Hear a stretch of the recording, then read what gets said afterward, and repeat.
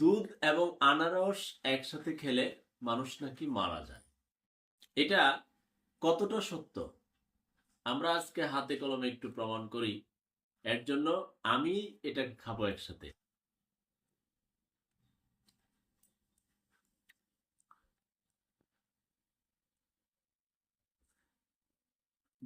Custard, ice cream, milkshake এগুলোকে বাজারজাত করে বিক্রি করে এবং মানুষ নেয়। ওইখানে আনারসও আছে, দুধও আছে, আর অন্যান্য কিছু আছে। তো মারা গেলে তো ওগুলো খায় মানুষ মারা যেত, মরবে না।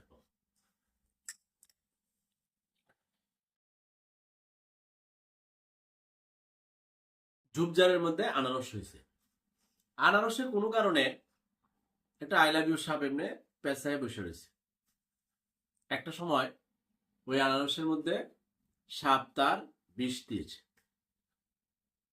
পরবর্তীতে ওই ঝুপ থেকে কথিত গল্পের এক লোক ঝুপ থেকে আনারসটা উঠায় খাইছে। খাওয়ার পরে স্বাভাবিকভাবে সে খাইছে, কোনো সমস্যা নাই। পরে সে গিয়ে খাইছে দুধ বাড়িতে, এরপরে সে মারা গেছে। এটা গল্প। এই থেকেই গল্প যে চালু হয়েছে যে আনারস খাইয়া দুধ খাইলে মানুষ মারা যায়, এই হচ্ছে গল্প। বিজ্ঞানের ন্যূনতম ভিত্তি নাই। প্রতিক্রিয়া হতে পারে আপনার যদি হজমে প্রবলেম থাকে, তাহলে আপনার একটু পেটে গন্ডগোল দেখা দিতে পারে। এটা ছাড়া আর কোনো সমস্যাই হবে না আনারস আর দুধ একসাথে খায়া। প্রোগ্রাম করার আগে ভয় তো লাগে, একটু পড়ে নিলাম বহু ডাক্তারের মতামত।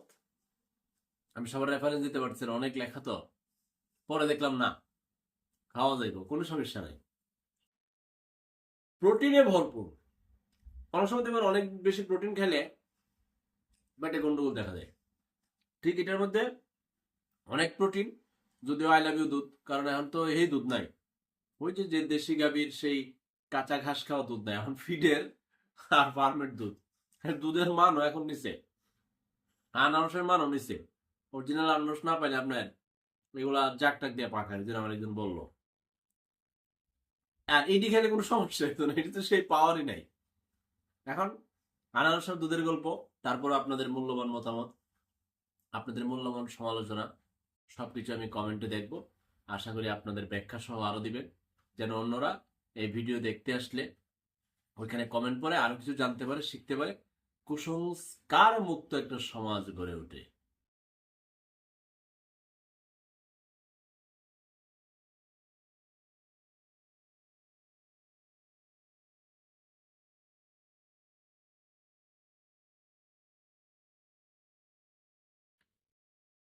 না।